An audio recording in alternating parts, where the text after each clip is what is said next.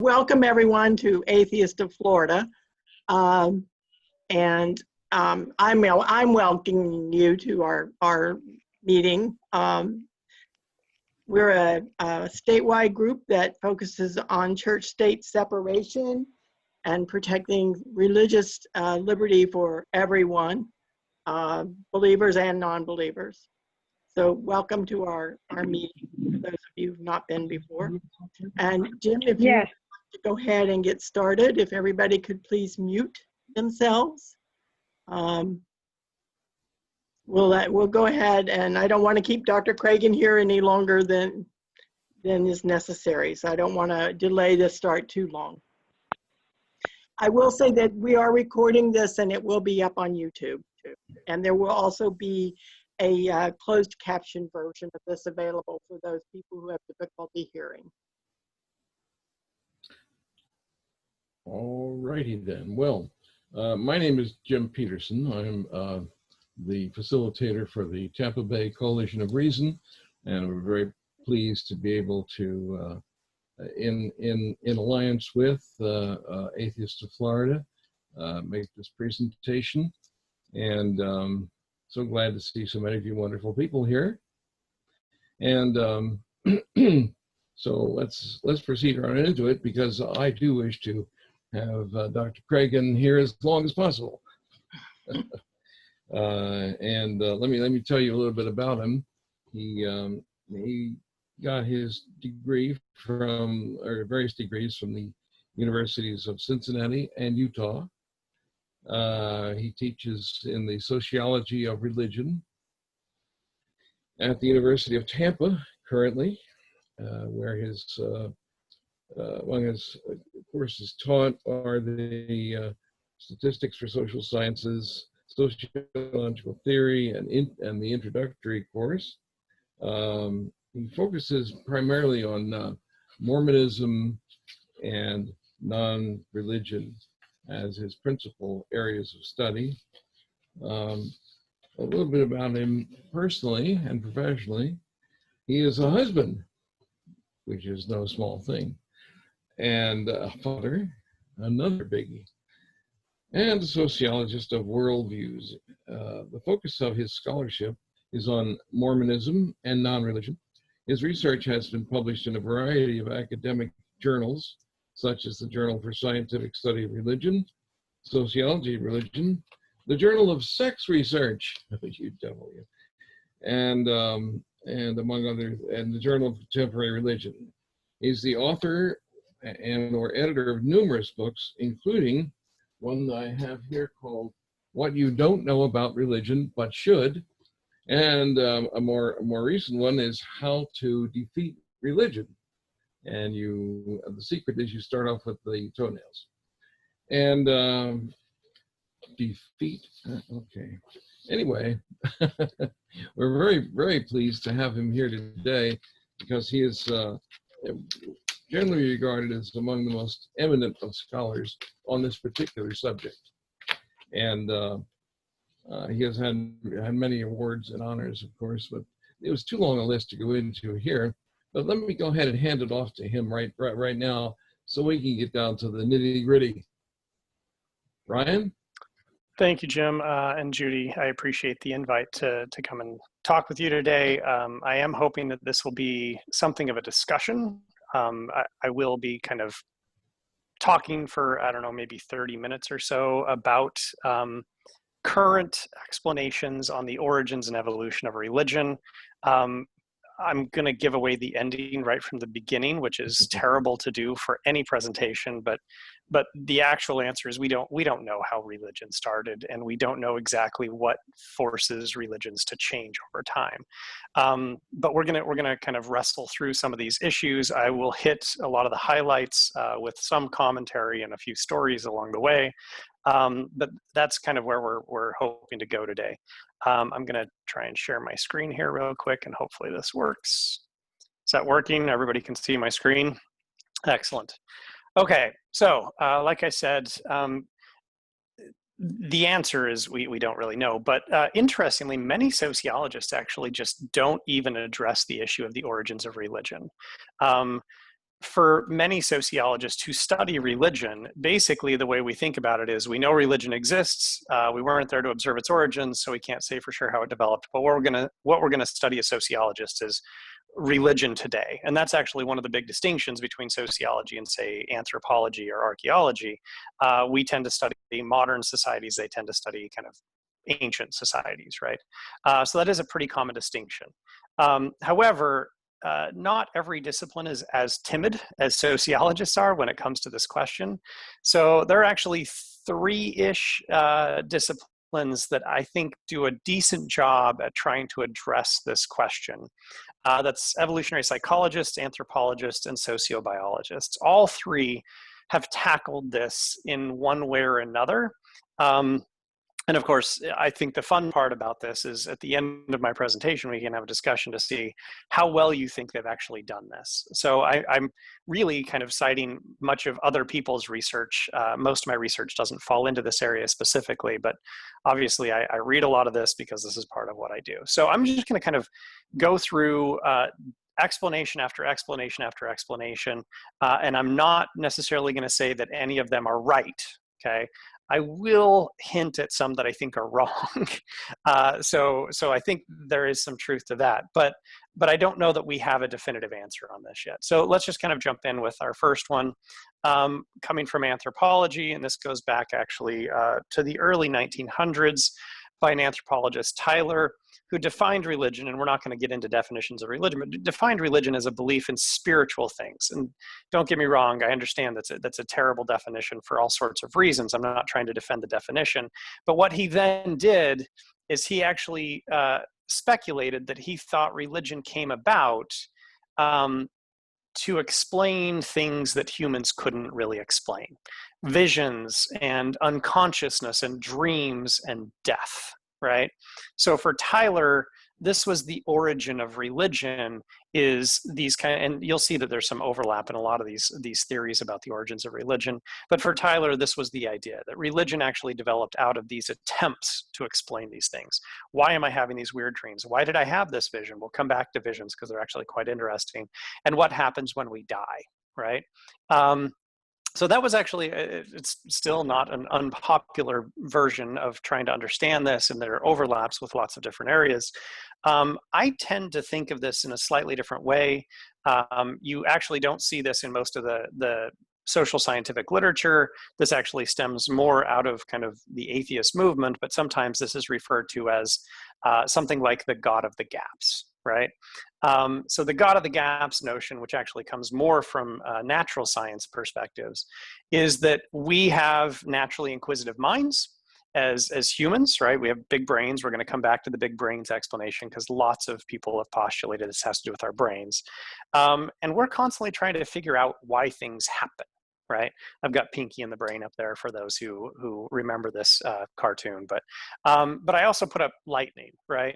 If we still struggle to understand exactly what lightning is today, right? We obviously know that it's energy being just, kind of shooting out and shooting up often, but we don't fully understand lightning, but we've got a better sense of like when it's going to strike, how it's going to strike, what it's going to do.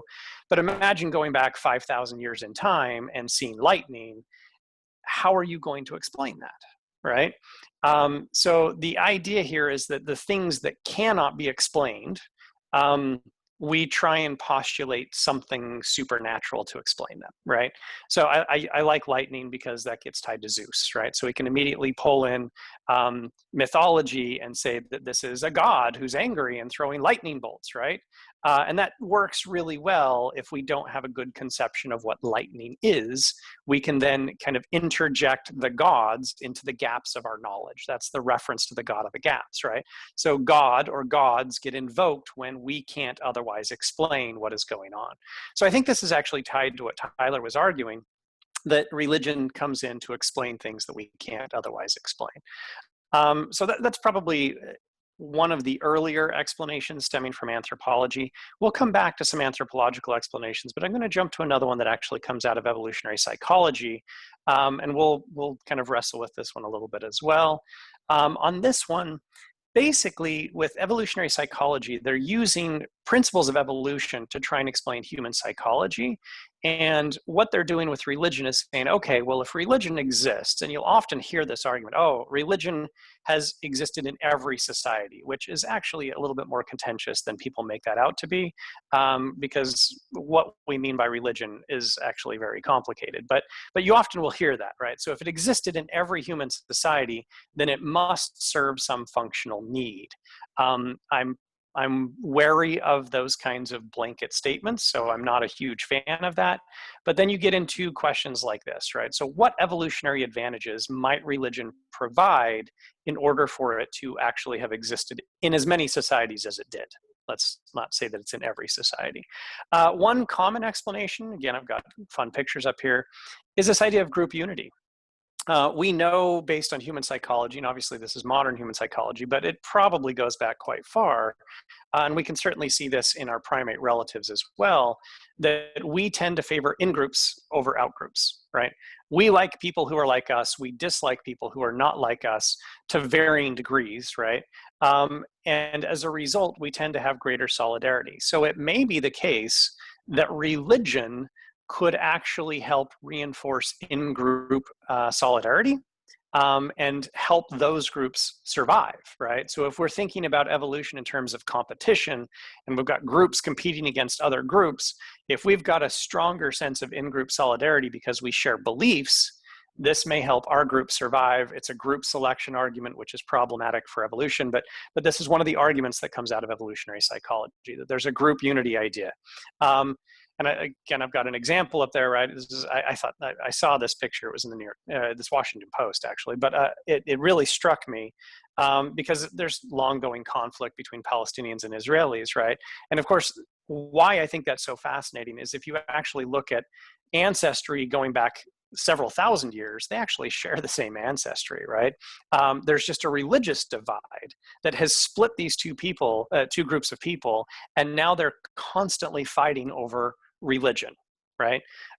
So clearly religion can reinforce in-group, out-group differences, and some have argued that this might be part of the reason why religion exists, right? That it came about to reinforce in-group and out-group groupings. Another one that gets tied into this that, again, is coming out of evolutionary psychology is this idea of trust of unknowns, which is building on the group unity. That's why I put it on the same slide. The idea of trust of unknowns is, and we do have a tendency to do this, if you're to meet someone who shares some of your beliefs or values, the argument is that you would be more likely to trust them, right? You can think about this maybe in terms of travel. If you were traveling internationally and were to meet somebody who was from America, let's say that you're from the US, right? You might immediately feel some sort of connection to them, partly because it's an in-group, right? And then if you were to say, and I'm not trying to be political today, right? We'll try and keep politics out of this. I saw the caveat that the political views of the individual are expressed. But let's say that you're a Republican from the US, you're traveling internationally. I know nobody on this call is a Republican, I'm kidding.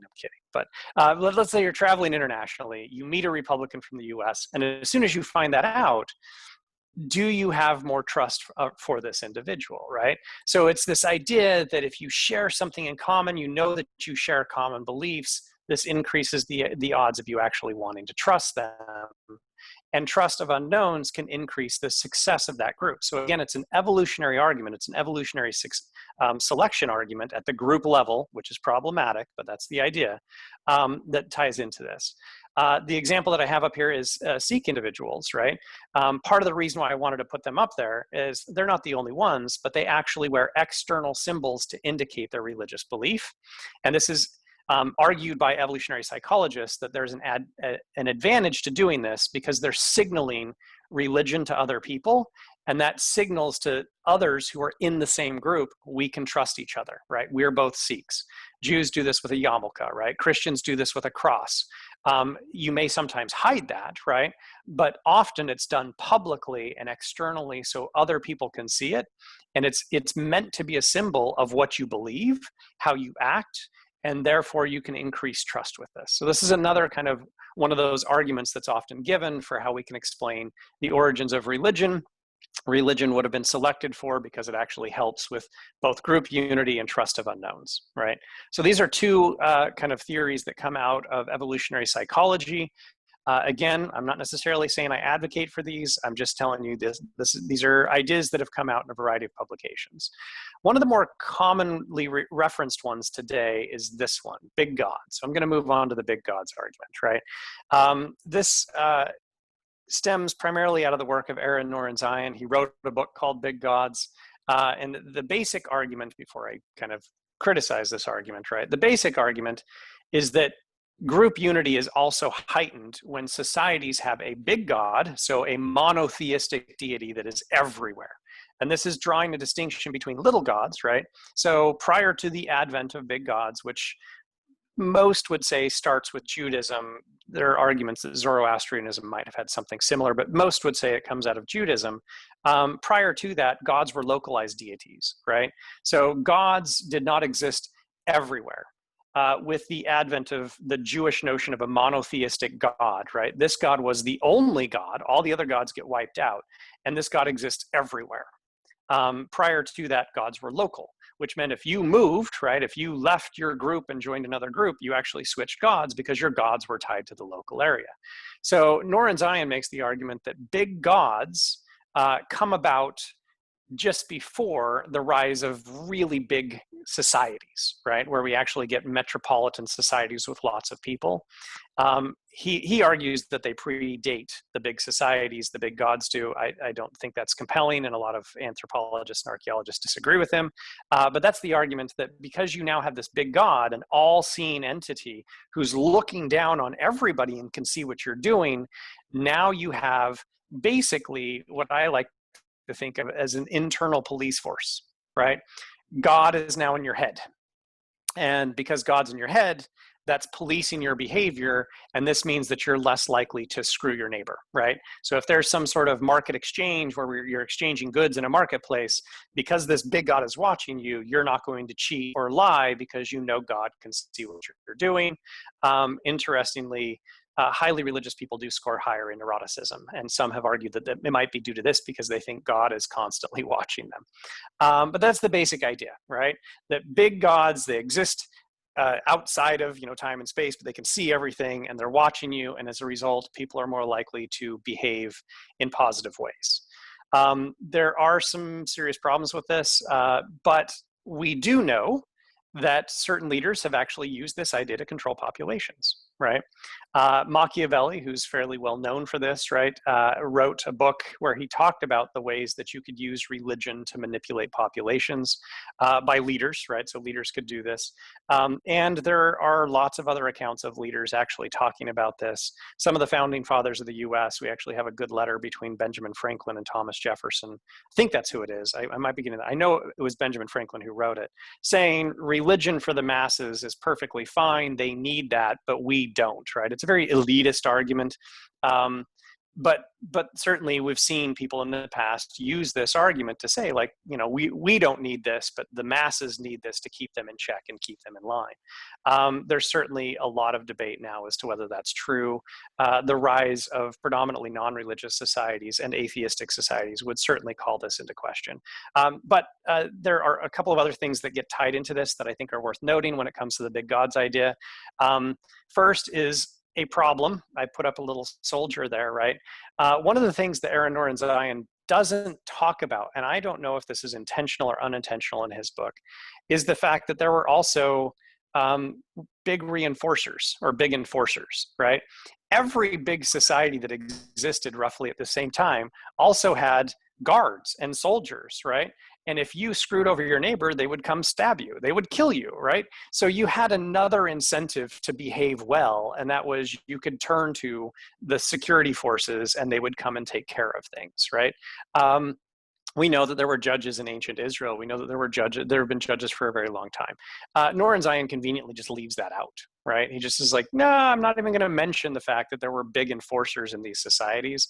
And I think that's a very serious problem because he seems to suggest that the only thing that allowed for massive societies of tens of thousands of people to work together was the idea that they all collectively believed in a big God. And I just find that incredulous. Like I can't believe that. This does get tied into, though, and I think this actually stems out. So I'm reversing the kind of the way that this argument developed, this gets tied into this notion of distrust of atheists. So I think this has also been constructed in the US, and we could spend a lot of time in the Q&A talking about this. But certainly in the US, the dislike for atheists is rooted in religious people's distrust of atheists. They think that because atheists don't believe in one of these big gods, that they have no incentive to behave morally, even though there's now plenty of empirical scientific literature suggesting that there are basically no differences in the moral behavior of atheists and believers. But many theists would actually say, I don't trust atheists because they don't think anybody's watching over them. So this does get linked, at least in the American mind. That's not true in every country around the world. One of his collaborators, Will Gervais, has actually shown that. So again, a little bit complicated, but another idea here that I think is kind of interesting. So again, this is coming out of, this is more social psych, experimental psych, but also evolutionary psych. We've got another one that's also coming out of evolutionary psych, and you may have seen this before, but it's another fascinating one. It's called agent detection, or the hyperactive agency detection device, sometimes referred to as HADD, H-A-D-D, right? So this is another argument that comes out that's supposedly trying to explain the origins of religion. The basic idea is that humans are really good at reading into what we perceive to be kind of autonomy and intelligence in nature, right? My favorite example of this is to think about if you've been camping or if you've been out hiking in the woods, right? And it's quiet out and suddenly you hear a stick break. Immediately, what is the first thing that you think, right? You heard that stick break, you're wondering what it is, and we almost immediately assume that it's some sort of animal, right? So the idea behind the agent detection device is that because in our evolutionary past, we lived in the wild, right? We lived in places where animals were out trying to hunt us. Those who were particularly good at detecting agency in potentially non-agentic situations, so situations that didn't have agency, were more likely to survive. Because if you hear that stick in the woods and you immediately get worried and you take a defensive posture, that increases the odds that you're going to survive if something does in fact attack, right? Whereas if you're kind of lackadaisical about it, you don't really care, you hear the stick break, but you're like, yeah, I'm not really interested, and it does turn out to be a tiger, you're dead, right? So there seems to be this idea that evolution was selecting for people to be really good at detecting agency. And I do have kind of a little picture here, right? So you can kind of illustrate this.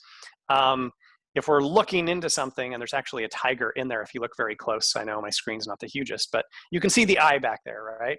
So the person who's really good at detecting the agency is going to be the best at surviving. And thus agent detection is going to be selected for evolutionarily. And what that eventually leads to is us finding intentionality and agency in all sorts of things that don't have intentionality or agency, right? I'm going to come back to this in just a second, but this could be Zeus and lightning, right? So again, we're going back to how do I explain lightning? I like to call it an attribution error. Imagine that you're living in one of these tribal groups, 5,000, 10,000 years ago, and you're really infatuated with, some other member of the tribe. There's somebody you find really attractive, whatever it is. And then you've got a competitor, right? So somebody else is competing for the affection of this person you're really attracted to. You get all upset, and then one day lightning strikes a tree branch falls on your competitor and kills them. And now you can kind of imply agency to say, God wanted that person dead. They cleared the path for me to get my lover, and everybody's happy, right? So you can basically look for agency in non-agentic events, Poseidon and tsunamis, right? Why was there this big tsunami? Today, this actually gets played out in other ways. We often refer to it as confirmation bias too. But it is also an attribution error, right? So when somebody gets in a car accident and they survive, even though it looked like it was going to be a horrific accident, they can say God was protecting me, right? So that was something that God did for me. Or somebody has cancer and the doctors say, this is inoperable, you're going to die, and then it goes into remission. Some cancers just do that, right? Again, they would look for agency in the cancer going away. right? So the agent detection device, some people have argued this is potentially the origins of finding agency out in the world outside of us, and that could be the origins of God. Turns out I was talking to Will Gervais again, actually. I was at a workshop with him in the Bahamas, of all places, and he admitted that he had spent quite a bit of time actually trying to experimentally test this idea, and he could not find a lot of support for it. So it seems like, even though at a very kind of theoretical, abstract level, this might make sense, the empirical evidence doesn't seem to support this one. So this is one where I'll be like, nah, no, I don't think there's a lot of support for this. It sounds good, but probably doesn't bear out at the end of the day. Another one. So we're moving to sociobiology. And I've got another fun story on this one, which is kind of interesting. There was a guy named Dean Hamer who published a book called The God Gene. I don't know if any of you have heard me tell this story before, but it's kind of a fun story. This was early when after I'd moved here to Tampa, I applied to a conference to present a paper. It was a paper that I was looking at religion and science stuff. That's what I was doing. And it was a conference actually on religion and science. The keynote speaker was Dean Hamer. Dean Hamer is actually, he's a social scientist, but he actually worked at the National Institutes of Health. So he's really more in kind of health research. But he had just published this book that kind of got a lot of press that was literally called The God Gene.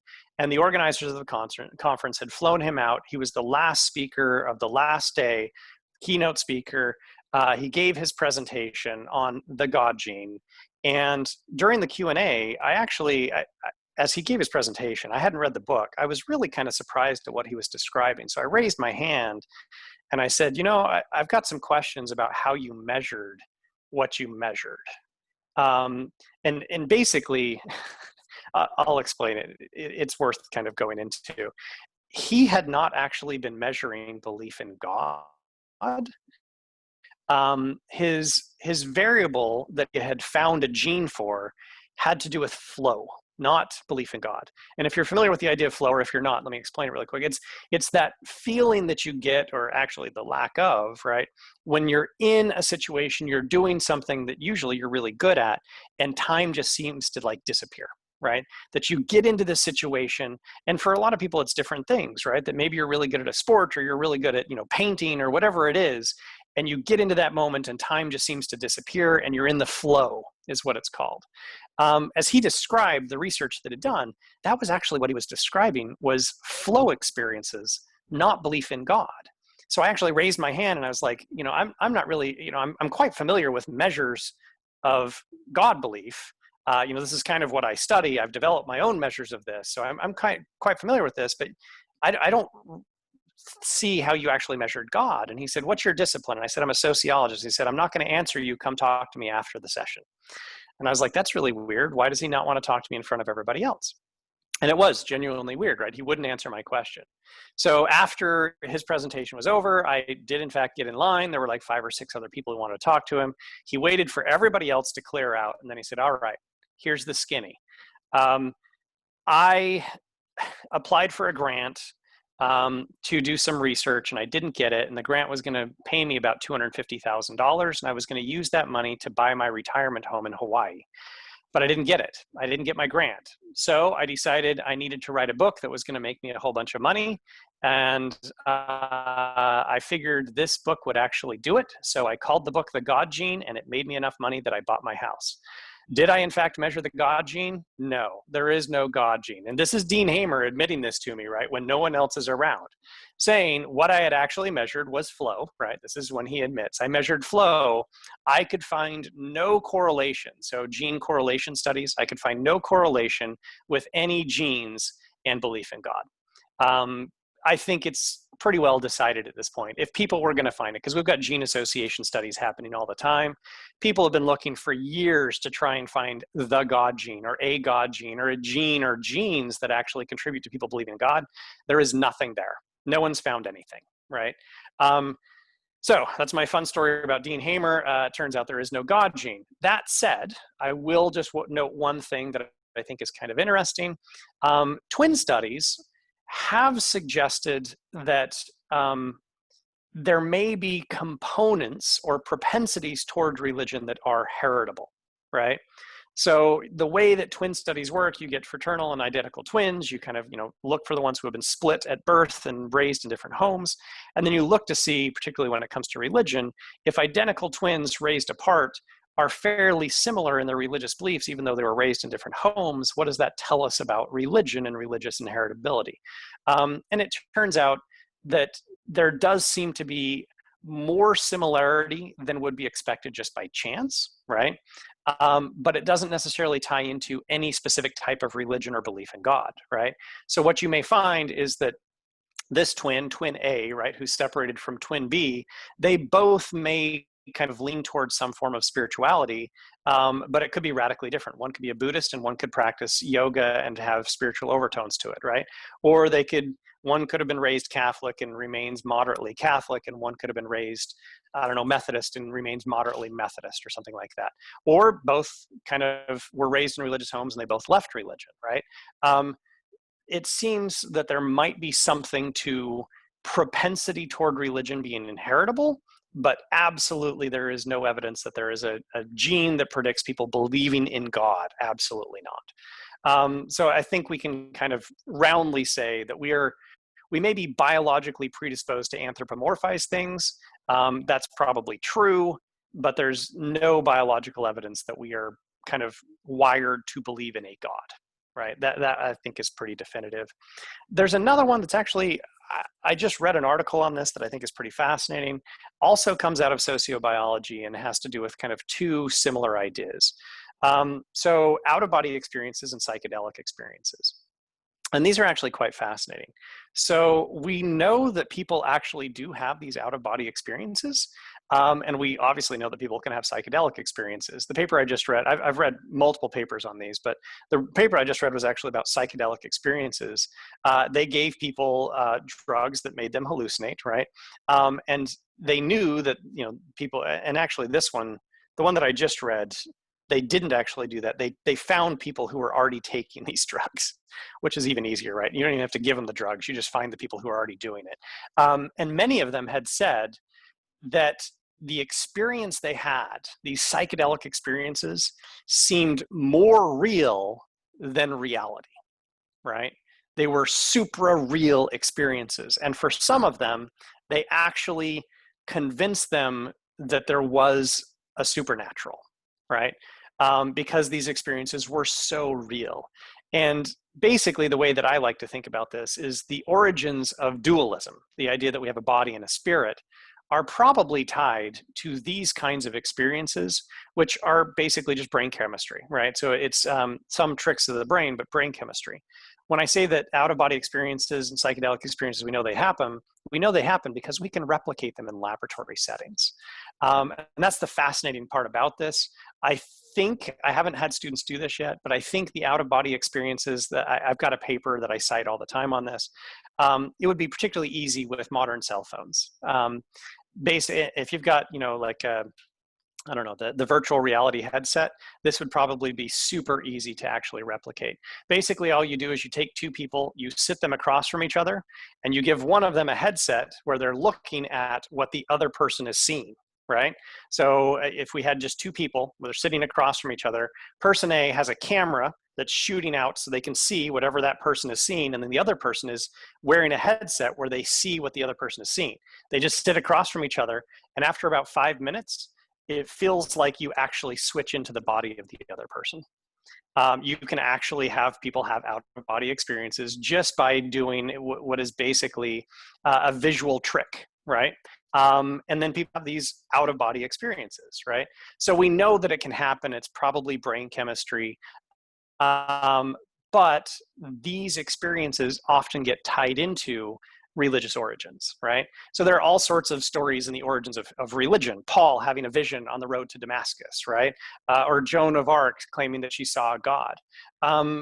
We don't know if these people were on drugs, right? If they had differently wired brain chemistry, if they had one of these experiences for any variety of reasons. We know that people who are physically exhausted hallucinate, right? So there are all sorts of ways to trigger these kinds of experiences in the human body, and then how people interpret them can in fact lead them to kind of claim that it's a supernatural experience and to found religions, right? So this is a possible explanation. There's actually some pretty good research backing this up. And I've talked to a number of people who think that even if this is not the only reason that we get religions, right, that this actually certainly contributes to some of the experiences that religious founders claim to have. All right, moving on. So that's another one that I think is pretty fun. And if anybody has like questions about references, I'm certainly happy to send references afterwards. All right, here's another one. We're working our way through. We'll get through these pretty quickly. Some have also suggested that religion is probably just an artifact of higher order thinking. Our ability to think in the abstract could in fact lead us to think about lots of abstract ideas, right, including deities, which in some ways are quite abstract. Try explaining the idea of the monotheistic God to a 4-year-old, right, which I've done. It's really hard, right? I can tell another story, I guess, if you want, which is kind of a fun one. I was actually sitting right here at this desk, so that you get to see the inside of this, right? I was sitting at this desk. If you go out that door right there and just 20, not even, it's like 10 feet down the hall, that's my son's bathroom. So Torrin, my son, he's now 11, just turned 11. This happened when he was about 4, and the bathroom is right there. My wife was giving him a bath. I was in here doing some work, and suddenly she kind of piped up and said, "Ryan, get in here. I've got a question for you," or "Torrin's got a question for you. He's got something he wants to tell you." So I did. I got up and went into the bathroom. She was giving him a bath. He's in the bathtub. And she says, "All right, tell Dad what you told me." And my son says, "I believe in God." And I was like, whoa, hold on. Where did this come from, right? Like, I don't, like, we have not really talked a lot about this. He's 4, right? So I was like, okay, it's time to have that conversation. Let's have that conversation. And I said, "Well, where did you hear this?" And he said, "Oh, my friend Ramona said that she believes in God." And I was like, okay, that's fine. Ramona can believe in God. What is God? And he's like, "I have no idea." I was like, "Oh, so what is it you actually believe in?" And he's like, "I don't know." And I said, "Okay, well, let's talk about this." And he said, well, you tell me, what is God?" And I was like, okay, how do I explain to a 4-year-old what God is, right? And this was my best attempt at 4 to help him understand this, because, at 4, abstract thinking is a little hard. I said, well, some people believe that there's a guy, I don't like calling it that, but like, let's go with a guy, right, who lives in the sky, and he has power to make things happen, right? Those are pretty abstract ideas, and I dramatically simplified this, right? Because there are many theologians who say that's not at all an accurate representation of God, right? But how do you explain that to a 4-year-old? So it could be, right? And there's a whole lot more to that story. Eventually he said, "Well, okay, that's weird. Do you and Mom believe in God?" And I was like, "No, we don't, but you get to decide for yourself." And he's like, "Okay, so God's not real?" And I was like, "Well, I didn't exactly say that, but we don't think he's real." And he's like, "Okay, so God's not real." To finish the story, because there's one more fun piece to this. The next day, this was right before Christmas, in 2015, I remember it actually quite clearly. We had gone out to eat. We're sitting in a restaurant. My wife and I are talking because the Supreme Court had just legalized same-sex marriage throughout the United States. That's why I remember the year. My wife and I are talking about this, talking about the ramifications, and suddenly Torrin pipes up. Again, he's 4, and he says, "When Grandma comes out for Christmas, I'm going to tell her God's not real." I was like, well, let's have a conversation about that. Maybe we shouldn't go there immediately. You're 4. She might not take too well to that. We did have a conversation about that. My mother-in-law now knows that he doesn't believe, but that's fine. Anyway, so this is one possibility. Just thinking abstractly could do this.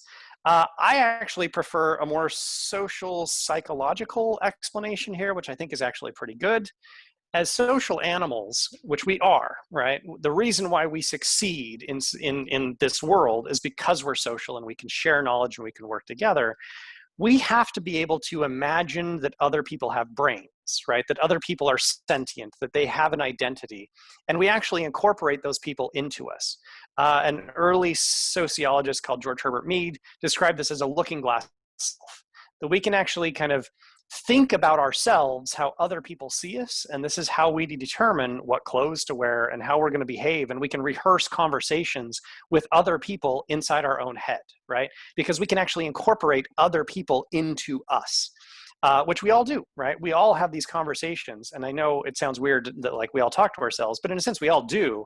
And sometimes we're not actually talking to ourselves, we're rehearsing conversations. When I talk about this with my students, I say, how many of you have rehearsed conversations where you're going to ask your parents for money, right? And they all raise their hand because they've all rehearsed those conversations in their head, because they know that they have to ask very carefully when they're asking for things.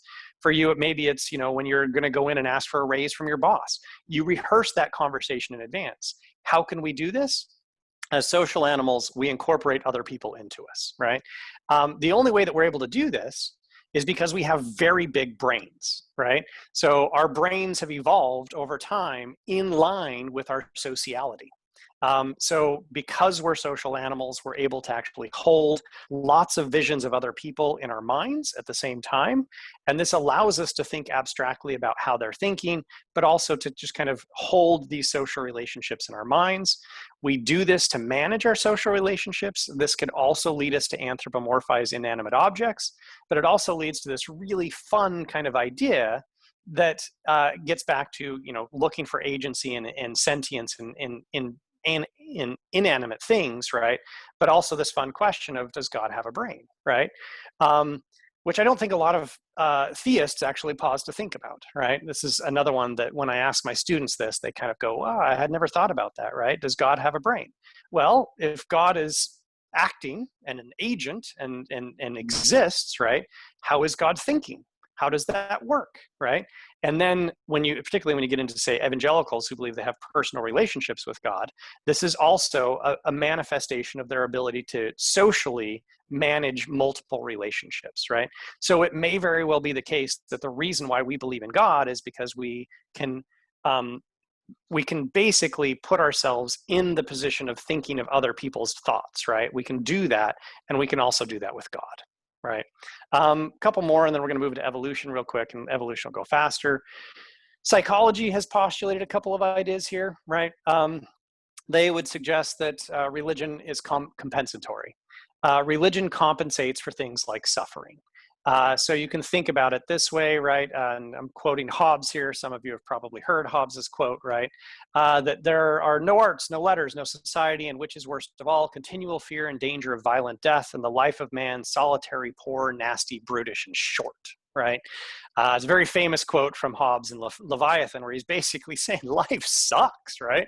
It's suffering, and it's violent, and we're poor, and it's nasty, and we're alone, and it's brutish. If you actually see the world that way, right, which most people actually don't, we actually delude ourselves in a lot of ways here. But if you see it that way, religion can help compensate for this. Karl Marx actually saw it this way too, right? So there are multiple people who have postulated that religion is basically something that compensates for the fact that life is really hard, right? And you can think about it like this, which is more appealing. You suffer your whole life, then you die, and that's it, right? Or you suffer your whole life, then you die and experience paradise.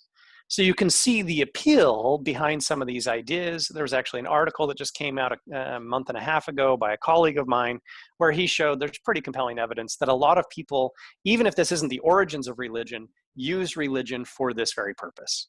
They use it to compensate for challenges in their life. So there's certainly some evidence behind this. All right, last couple of things here. I'm going to mention this. We can probably talk more about this. Coming out of some of these explanations, particularly from sociobiology, we get the idea that religion may in fact be a spandrel, right? So several of these explanations suggest that religion is really just a side effect. It's not actually something that came about intentionally in evolution. The hyperactive agency detection device was all about surviving, right? Abstract thinking was our ability to create tools, and human social nature was for us to manage our social relationships so we can survive again. So all of these are evolutionary things that help humans survive, but in the process, they give us certain abilities and skills, which has led some people to suggest that religion might in fact just be a spandrel, right?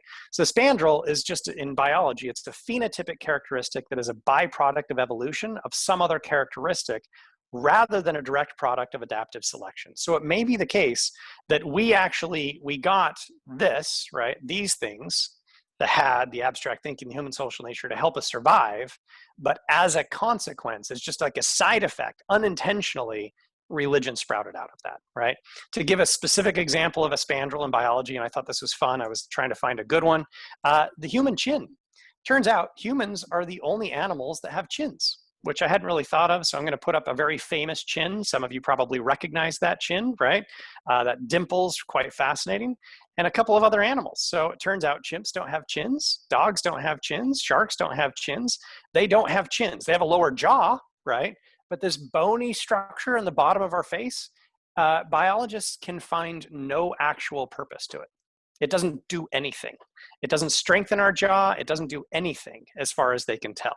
So they have some ideas for why we might have a chin, right? But most are actually arriving at the conclusion that the chin might in fact be a spandrel. In that same sense, religion could very well be a spandrel, and there is a sizable contingent of people who work in this space who have concluded that they think that's what it is. The religion really served no evolutionary advantage at the individual level, at the group level. It just came about because of these other things, and now it's here, and this is why it's actually disappearing as well, is because it's completely unnecessary for societies to exist. So that's a possibility as well. I might actually lean towards this one. Okay, so real quick, do we actually know the origins? No, I think some of these explanations are compelling, some are not, right? Does it really matter? Yeah, if we knew how or why religion originated, it might help us understand why they continue to exist, but we really don't know the answer to that. People keep working on this, but I don't know that we'll ever have a definitive answer on how religions come into existence. I just genuinely don't know that we will. We can certainly debate that in the Q&A. Certainly religion is here. Quickly on evolution, I'm just going to hit kind of 3, maybe 4 kind of ideas for how religion changes over time. One early sociologist argued that religions change to reflect the societal structure in which they exist. So if we look at early tribal religions, they have many gods, they're polytheistic. They have many gods with no real hierarchy to those gods, right? So you may have a tree god, you may have a fox god, you may have all these different gods, but there's no real hierarchy, and that reflects a tribal structure. No real hierarchy, people work together to make decisions. Over time, and the example that I pulled, right, was the Greek Senate. Over time, you get a hierarchy in society where certain people make decisions, and then you have a pantheon that actually reflects that hierarchy. So we know that the Greek gods actually got together and debated things, right? Well, what does that look like? That looks like the Greek Senate getting together to debate things, right? And then eventually you get an emperor who is godlike, right? And then you also get monotheism, which is a god with supreme power. So Durkheim argued that basically what religions are, and not everybody agrees with this, right? Religions are the worship of social structure. They basically take the society that exists out there and they turn it into a sacred object that then gets turned into religion. So really what you're doing is saying, if I accept the religion, I accept the social structure. I have deified or reified the social structure, and that's what I'm worshiping. I think it's a pretty interesting argument. I actually cite it more than I would expect, but maybe not the perfect one. Another one, syncretism. I've referenced this in some of my books. I think it's an important one for people to recognize. Religions change as they come into contact with other religions and cultures. Sometimes they steal from those religions. Sometimes they give to those religions, right? Sometimes they take from cultures, but religions are constantly changing as they interact. I pulled one specific example. I'll read it. It's kind of a lengthy quote, but it's an interesting one. This is from a monk writing in the 8th century CE about something. He had a letter from a pope that I think is pretty fascinating, right? So this is Beattie's Ecclesiastical History of the English People. Pope Gregory is writing to Abbot Mellitus in 601 CE about efforts to convert the British or the English to Catholicism. And here's what he writes. Since the departure of yourself and your companions, we have been somewhat anxious because we have received no news of the success of your journey.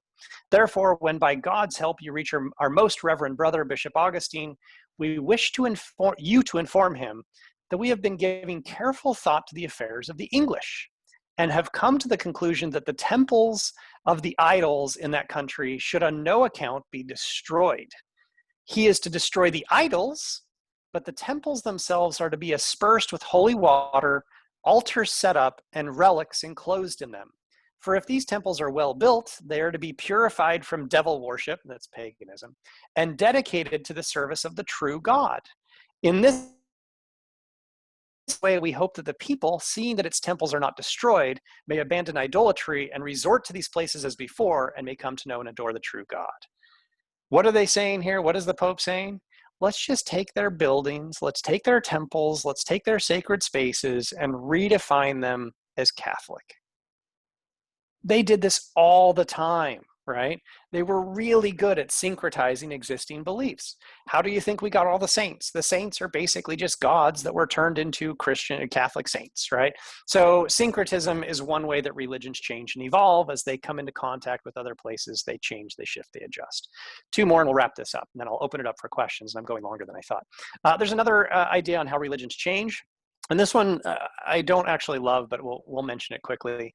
Basically, you can think about religions existing on two axes, right? So one is how accepted they are in society, and one is how rejected they are in society. The other axis is how new they are, so how novel they are, and how traditional they are, right? And we start with I've got cults over here, but we'll come to churches first. Churches, we'll start with those. They've existed for a long time. They're widely accepted in society, often allied with the government. They're very traditional, right?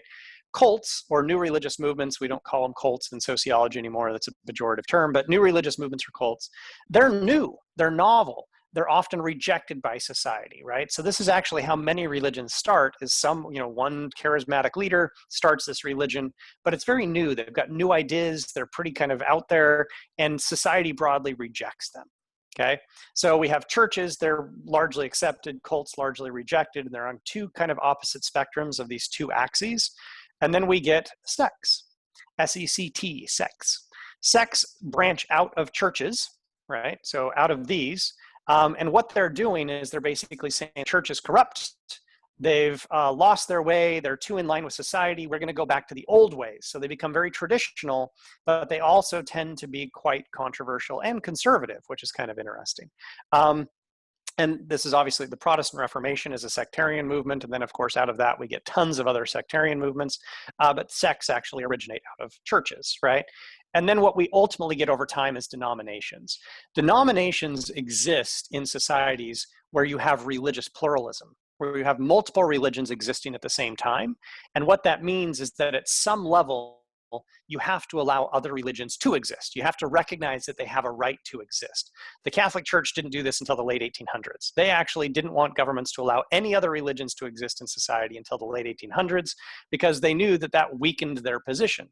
But over time, what ends up happening is if you get religious pluralism, if you get a secular government like we have in the US, then over time, churches actually shift to become denominations, and so do sects, and so do cults. They all move towards this middle point on the spectrum. Now, of course, you can still get groups branching out. You can get new cults forming. You can get sectarian movements. All of that can continue to happen. But the general trend over time is that as religions get older and bigger and formalize, they become denominations. They water down their doctrine. They become less exclusive. They shift a little bit. So that's another way to think about how religions change. And I've got one last one. I'll start with a corporate example just because I think it'll make more sense. And then I'll talk about this. But this is kind of the modern understanding of how religions shift and change in, again, pluralistic societies. Church-Sect Theory was popular in the early 1900s, not so much anymore. And it's to think about religion as a marketplace. So certainly in the US, where we have a pluralistic environment, lots of religions exist, we have a form of marketplace. And this is a model that I actually published that I thought was pretty interesting, that basically you can think about for any corporation, the goal is to increase market share, increase revenue, something like that. To do this, right, they're going to evaluate consumer demand, and they're going to think about how to innovate their product. So they're constantly kind of thinking about what can we do to increase our market share, or our membership in this case. There are two paths that you can take. You can increase legitimacy, and I'm going to use Subway as an example because I think Subway, the restaurant, right, the fast food restaurant, does a good job with this. So how do you increase legitimacy when it comes to food? $5 footlongs, right? In the US, we like lots of food for very little money. So if I can get a foot of food for $5, this is awesome, right? Lots of food, little money. Increased legitimacy. More people in society are going to see that restaurant is actually playing into common norms and values. People are more likely to go. The other approach you can take is actually to target niche markets, right? So you say, well, you know what, maybe we don't want to be as legitimate as that group. We're going to just target this niche group, right? Subway has actually tried both. By doing this, right? Heart healthy meals. So they're actually doing, here's a ton of food for $5, but if you're heart healthy or health conscious, we have these other sandwiches, you know, a 6-inch that's under 400 calories or whatever, you can go that route. So they actually are doing both, which I think is kind of interesting. Lots of corporations do this kind of approach, right? What does this ultimately mean? They set up a plan, and that plan is going to lead to, if you want to increase legitimacy, then you're going to assimilate and accommodate society, right? You're going to do what everybody in society wants you to do. Alternatively, if you're going for niche appeal, you're going to differentiate yourself. You're going to try and separate yourself out and be different from everybody else. And this is actually cyclical, right? So you can think about it as kind of going in a loop, that you're constantly thinking about how can I grow, right? And evaluating consumer demand and product innovation. So if we think about it from a religious standpoint, their goal is to increase membership. They're trying to do the same thing. From a religious marketplace standpoint, they would assume, or we would assume, that they actually do evaluate consumer demand and how do they change their product. Their product is religion. So they're going to change that product in ways that are going to try and get more people in. So I'm going to get rid of these, and we're going to talk about some other examples, right? Increasingly, religions are trying to make people extremely comfortable. So this is a religion that's actually in a theater, a movie theater, and as you walk in, you get soft drinks, or you get coffee, you get donuts. They're trying to make it a very comfortable place because we're comfortable going to movies, right? So one of the ways that they've innovated with their product is to actually turn this into a theatrical performance, right? That actually is engaging and fun, and you're relaxed and comfortable, and you've got food and you can enjoy yourself. It's like going to the movies. It's entertainment, right? Alternatively, you do get religions with niche appeal. Some of you might recognize a Westboro Baptist, right? They're not going to attract very many people. They're really not, right? There is niche appeal here.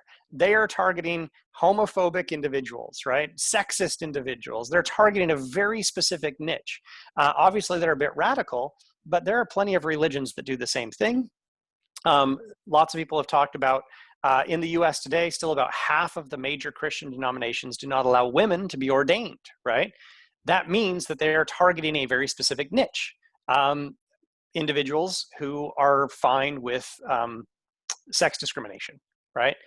So that's clearly niche appeal. It's a way to think about it that way. All right, so that's kind of probably the latest version of how we think about religions evolving and changing, is this religious marketplace approach. It really only works when you have religious pluralism. Obviously, in a number of, say, predominantly Muslim countries, this is not allowed. You don't have competing religions, so this model doesn't work. You have to deal with other models. But in most of the developed world, and actually a lot of the less developed world, you do have a marketplace for religion where people have the ability to choose, and that leads to religions innovating. I'm going to wrap it up there and just open this up to questions and comments. And I know that was actually a lot longer than I thought. I had like 15 slides and I took forever. So my apologies, but please, questions. Ooh, the chat is full. I had that shut off while I was talking. So let me look through here now. Ooh. All right, so Galen, hey Galen, we haven't talked for a while. Judy, how do you want me to take questions? You want me to just look through the chat, or do you have questions lined up also?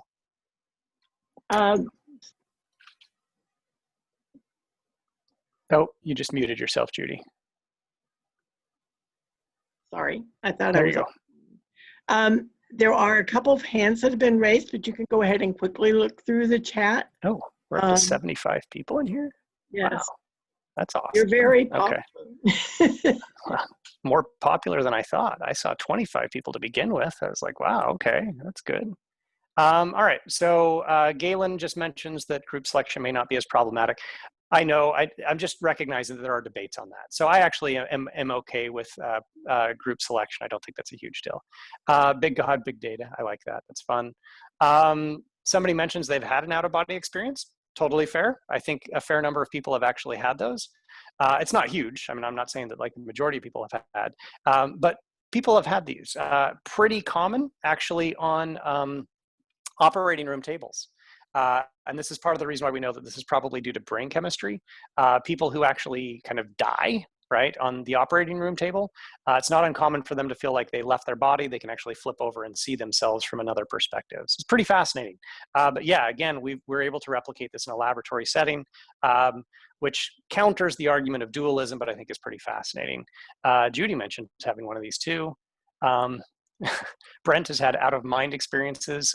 Good for you, Brent. I think that's great. We should all have more of those. Okay, running through these. I'm skipping a few here. There aren't really that many questions in the chat. Okay, jumping through there. Sinuses and spandrels. Yeah, potentially. Some have argued that sinuses help cool down air, but again, it's debated. All right. Oh, can you email us a link? Okay, got it. Okay, I see 2 questions, 2 hands up there. So let's go to the questions among the participants. Okay. Judy, you want to pick? David they're in order of who asked first. So Okay. David, if you're you up. want to, yeah. Where's David? I can't unmute you, David. You'll have to unmute yourself. How's that? There we go. Now I can hear you. There you go. Yeah, I loved your lecture, Ryan. Thank you so much Sure. for taking my question. I love what you had to say about a religious marketplace.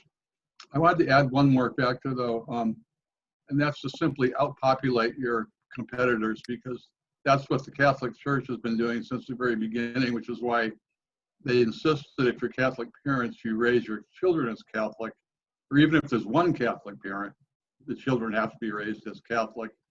And also why they've been against abortion since the very beginning. And anyway, I just wanted to add that one more thing. Thank you. Yeah, sure. No, that's a great point. Certainly that has been the policy of the Catholic Church, right? They're against birth control and abortion. Certainly they would not say that that's the reason, that they just want to out-procreate other people, right? They're not going to admit that, but that's totally what it is. Like, let's just be honest. That's what they're doing. The interesting thing is in the US, their fertility rates, the fertility rates of Catholics have dropped to about the same level as Protestants, right? They're not at the same level as the non-religious, and this is actually kind of a fascinating deal. So we know that Catholics, if you ask Catholics how many of you use birth control, it's over 70%. Most of them disagree with that doctrine. They actually reject it. Again, that's in the US and most of the developed world. In the less developed world, that's a very different picture. So in, say, sub-Saharan Africa, things get really interesting there. A good friend of mine who works at Pew Research, he's a demographer. He actually was trying to project out religious populations for the next 50 years. And what he ended up finding, right, so his name's Conrad Hackett, he was the lead demographer on this paper, and they brought in a bunch of others. They projected that the percentage of the world's population that is non-religious was actually going to shrink, right? Again, percentage, not absolute number, but percentage was going to shrink. Right now it's about 14 to 16%. But the reason why it was going to shrink is because non-religious people have fewer kids. And so that was the primary kind of factor, was as he was projecting religion out into the future, that was going to actually lead to the decline as a percentage of the world's population of the non-religious. Was non-religious people have fewer kids. And the group that was going to grow the fastest was Islam, right? In the predominantly Muslim world, they're still having more kids than every other religious group. And as a result, they were going to grow faster and grow to a bigger percentage. So you're absolutely right. We need to think about procreation as a factor here. And historically, a number of religions have absolutely advocated fertility as a way to grow, right? To increase members. So great point, David. I appreciate it. Thank you. Who's next? Jordan. Jordan. All right. Jordan, what's up? Hi, Ryan. Thank you for a great presentation. Sure. And for teaching me the word spandrel. I think that's a fantastic word, and it was new to me. So my question is, does there seem to be any relationship of belief in religion to the health and well-being of the individual and of the group? And is that part of the reason that they may have prospered evolutionarily? Great question. So I don't know how long we have today. I'm just going to answer, and Judy can cut me off whenever we're done. You can have as long as you want. As long as people are still in here and they don't start dropping out. The religion and health question is fascinating. I've actually published a number of articles on this because this is of particular interest for me. It turns out, right, that there is not really compelling evidence that there are big differences in health based on religion alone. Religion, I've got a great paper on this. If you want to email me, I can send you the paper. It's up on my website, right? But the only way that religion theoretically makes sense to contribute to health is actually in what we would call social health. So if we think about health as having multiple aspects, right? There's physical health, there's mental health, there's social health, there's sexual health, right? That's just 4 possible types of health. There's really no reason to think that, say, attending a religious service for an hour a week and sitting in a pew is going to benefit your physical health. Some religions might advocate healthy behaviors, right? So we could talk about those as contributing to this. But religion has not been shown to actually improve physical health in any meaningful way, pretty much around the world, right? You occasionally find relationships in some data sets in the US, and I can go into that if you want. But for the most part, there's nothing there for physical health. Mental health, again, not a lot there. There's no reason to think that religious people are going to be healthier or less healthy than non-religious people when it comes to mental health. Some might argue against that, but there isn't. But on one aspect, social health, it actually does make sense. People who regularly attend religious services and have a religious community are going to have better social health. And that's actually what we found in that one particular paper. And then if you're into statistics, this is getting a little wonkish when it comes to statistics, you can think about direct effects and indirect effects. So social health can actually have an indirect effect on physical health. So it can actually improve somebody's overall health by indirectly improving their physical health, but the effect is actually through social health. So to get to the direct answer to your question, religion doesn't seem to improve anybody's physical health or mental health in any direct way. Indirectly, if you have a social support network through your religion, you can actually have slightly better mental health, right? Because you have support. And that actually makes sense. It makes perfect sense. However, if you have people who are not religious who have a social support group, so they've got social support outside of a religious context, we see no differences in health. So that difference disappears. There's a great psychologist, Luke Galen, who has actually published a paper showing that very thing. And I've been working with a couple of other people, but basically the relationship between religion and health, it's a little bit complicated, but for the most part, there's not a whole lot there. And I keep actually publishing articles with new, bigger data sets showing that very thing, that it doesn't seem like there's much of a relationship at all between religion and health. But there is, in fact, a journal called the Journal of Religion and Health. Mostly, it's religious people submitting articles to that journal who want to believe that religion actually improves people's health. It's really frustrating because I'm fighting a battle where it's me and maybe 5 other people who publish that there's nothing there. And then there are probably hundreds of other researchers who keep saying, actually, no, this actually, there's something there. But the data, and I could spend a lot of time on this. Let me table that for now, right? And if you want, we can come back to effect sizes, and I can talk about another statistical artifact here that's fascinating when it comes to religion and health. But let's get to some of these other questions, Jordan, if that's okay. Does that answer your question? Is that good? It does. That's great. Thank you. Okay. Looks like David is next. Where's David? There are so many David, so I'll assume that. Yeah, David versus Lewis. I'm sorry if I butcher your name. No problem, no problem. So what I see all over the world, and especially where I originally come from, is that churches are closing there. Yep. Are not going anymore. They're being transformed to apartment homes. So Yep. What is the difference between those societies that makes churches close and religious attendance drop, while in other places it goes higher? I try to find a relationship between that. Does it have to do with education level, or I heard a book said it shouldn't be IQ, but what is the relationship there? Yeah, it's a great question. Basically, what you're getting at is a term that we call secularization, right? Some of you have probably heard me drop that term before. So secularization, basically, it's 2 ideas wrapped up into one. The basic idea is a theoretical one, that as societies grow more modern, so I just answered your question in a sense, as they grow more modern, they grow less religious, right? So modernization causes problems for religion is the basic premise of secularization. There's a secondary component to it, which is just the process of religion being pulled out of different aspects of society. So if we want to think about why in some countries, right, the US is actually an example of this right now. Canada is a great example, Australia, the UK, most of Northern Europe, most of Central Europe actually. Why religion is dying has to do with what we would broadly say is secularization. And I like using that as a framework rather than saying one thing in particular. There's a great book, I would strongly recommend it, by Steve Bruce. He's a Scottish sociologist. And the book is actually called Secularization in Defense of an Unfashionable Theory, because the theory does get criticized by a bunch of people. But he does a really good job of illustrating that it's not one thing. So it's not just education.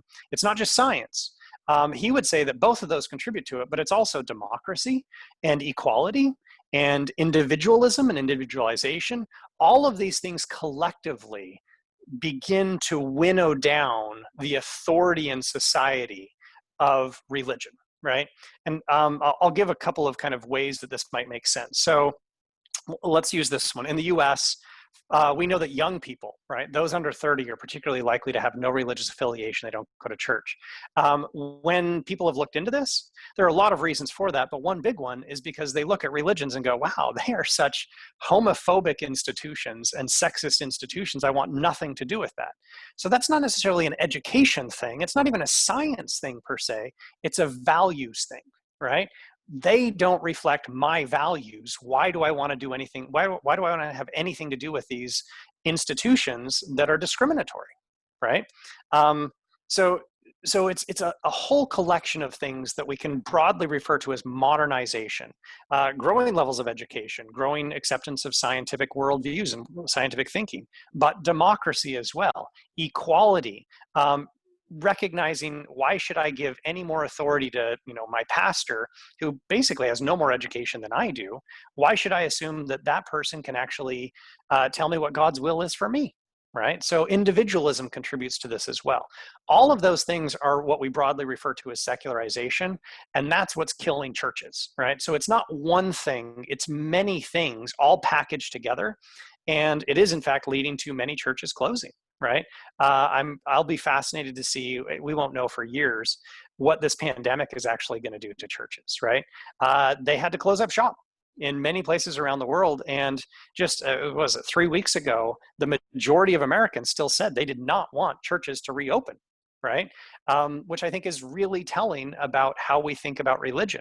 Religion in the US for most people today is something that you can do if you want to do it. It's not obligatory. You don't feel like you have to. Attitudes have shifted about religion in a lot of ways. And as a result, religions are getting hammered, right? They're losing lots and lots of people. I could spend a lot of time talking about this. This is one of my primary research areas is secularization. I'm working on a book on this right now. But that's a great question. That's really what's driving it. And if you have questions or if you want some articles, I would strongly recommend Steve Bruce's book. It's actually relatively short. It's very readable, unlike a lot of his other books, right? If you want, I can put his name in the chat, right? So it's Steve Bruce. Very straightforward Scottish name, right? But I would definitely recommend that. It's a great book that illustrates this. Next question. I think I got it. That would be Jim Peterson. I will remind people that I'm limiting you to 1 minute for a question. Ooh, all right. Yeah, she's getting tough. Ryan, I want to thank you very much for this. Every time we meet, I feel that my IQ points have gone up by 3 or 4, and I appreciate that very much. In consideration of the God of the gaps, yeah. It seems to me that as science has developed and matured over the last 2 centuries, the God of the gaps is finding increasingly, or should I say decreasingly, smaller space in which to occupy. And that space has been taken up, of course, by the products of science. But currently we see in the present social current a decided decrease in the respect for science, at least as manifested in the public institutions. And so I wanted to get your opinion about how you felt that the present attack on science might affect religion. or vice versa? Yeah, that's a good question. Yeah, I certainly am aware of this. I've been paying attention to it because I do worry about this. I mean, I'm a scientist, right? So I've got you know, a personal leg in the game here. I certainly don't want to see confidence in science declining. You can take some heart. So there are some positive signs here, even if there are some problems. I actually was just doing this in my stats class this last semester.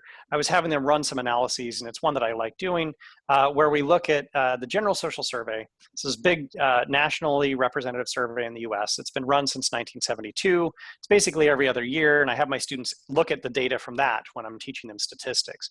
And one of the analyses that I have them run is to compare confidence in science, or scientists, right, with confidence in organized religion, confidence in Congress, confidence in banks, confidence in all these other institutions in society. And it turns out confidence in science is actually holding its own. So confidence in all of these institutions has actually declined over the last 30 or 40 years. But certainly confidence in, say, Congress has plummeted to really low levels. Virtually nobody has any confidence in Congress anymore. But confidence in organized religion has actually dropped quite a bit more than confidence in science.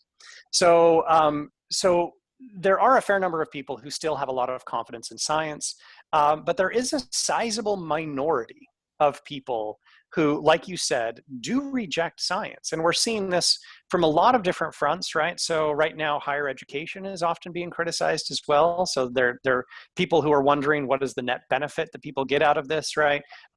What's the benefit of a liberal arts education, which those of us who are in the institution want to believe there's clearly a benefit. So we get that criticism. There's also been just straight up rejection of scientific findings, right? I don't know exactly what that's going to do for the question of religion, right? But, and this is where I think this question gets a little bit complicated and messy, right? Part of what is driving the criticism of science and the declining confidence in science is the growing level of believing that you're your own expert, right? Which is frustrating, right? I've got it right here. I've been reading it right now. It's a book called The Death of Expertise. I don't know if you can all see this, right? But it's a great book. And increasingly, that's part of what's going on is people don't want to believe that anybody is more of an expert than they are, right? Which is mind-boggling to me, right? One of the things I like telling people this, right? One of the things that getting a PhD convinced me of is that I don't know shit. It's true, right? Like I know a ton about this little tiny piece of the whole universe to know about. And then there's all of that other stuff that I just don't know anything about. So the more I know I don't know, right? And that's absolutely true. But that has also led me to think, yeah, I'm starving. Oh, well, I can somebody's starving. bow out of this any minute. Somebody needs to mute. I'm starving. Please mute. I don't know if we can So mute. now would be good, is what I'm saying. All right, I've got it. Got a side conversation going. Anyway, so what I would say, Jim, is that same kind of death of expertise that is criticizing science and potentially undermining confidence in science is doing the same thing to religion, right? So those same processes are undermining both confidence in science and confidence in religion. So I don't think that the answer is going to be, if confidence in science, which is going down slower than most other institutions, if it does go down, I don't think there's going to be an upsurge in confidence in religion. And religion has certainly not helped its case with all of the abuse scandals, the money laundering, all of these other scandals. People have very little confidence in organized religion these days. They're actually quite concerned about it as an institution. Increasingly, they don't even look it up as like a bastion of moral authority. They don't even see them as having the moral high ground anymore. They're really, really kind of disturbed by what religion looks like these days. So I don't think it's not going to change the direction that things are going. The non-religious are going to continue to grow. No one that I know of at this point is actually even trying to defend the position that they're not going to grow anymore. When I first started doing this, many of you have known me for quite a while. I was kind of, in a minority of voices saying the non-religious are going to grow, they're going to keep growing. And now it's pretty much everybody in the sociology religion is like, yeah, that's true. It's just happening. We can't stop it. It's just going to keep going. So everybody's basically convinced that that's happening now. Other questions? Next one is from Galen. Galen, what do we got? Hello.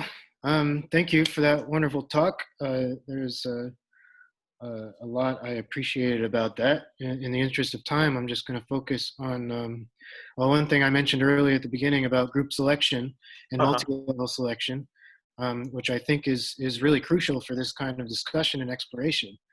So in a nutshell, multi-level selection is the idea, and it's been put forth more recently by E.O. Wilson, who's also the founder of sociobiology in a sense, and David Sloan Wilson, who's actually a colleague of mine. And multi-level selection is an understanding of how there are many different factors providing evolutionary pressures, and they're operating on all different scales.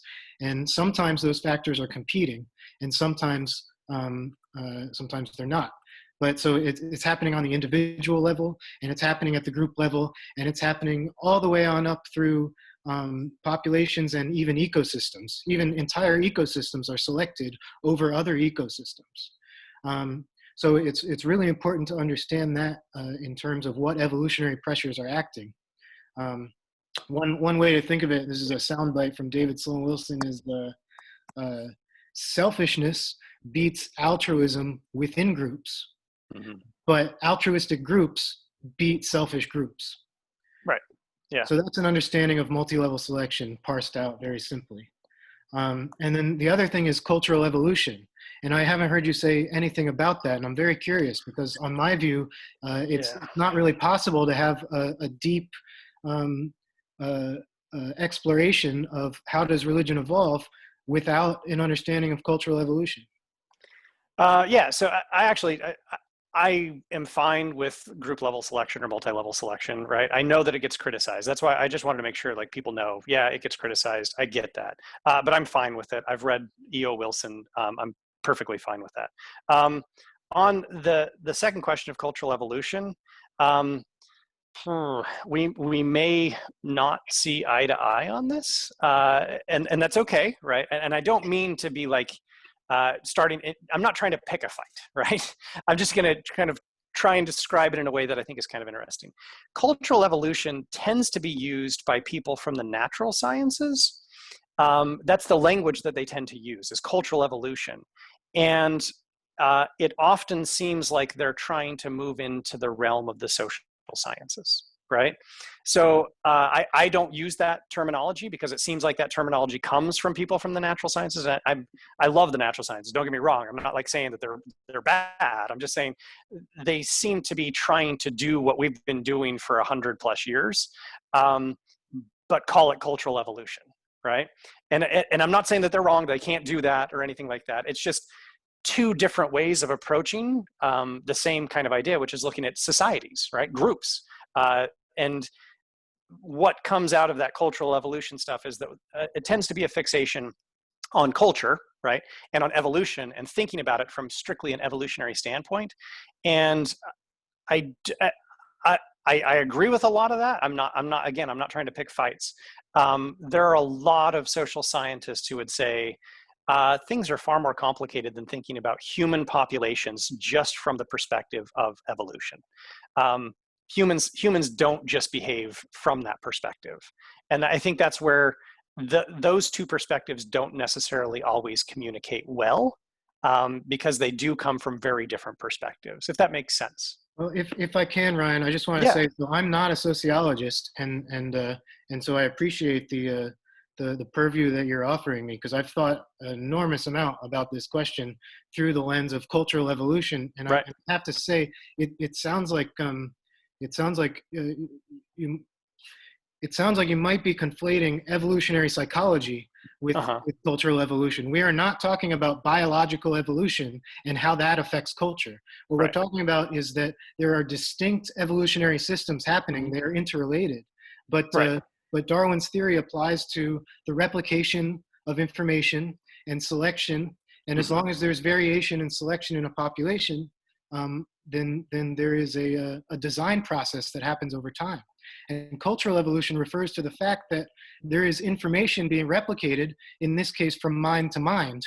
And there's a selection process that happens. Some ideas or some behaviors or some norms or some traditions are better than others at getting themselves spread. And so this has nothing to do with genes. It is an interrelated and interconnected process with genetic evolution, but it is a distinct process happening on top of.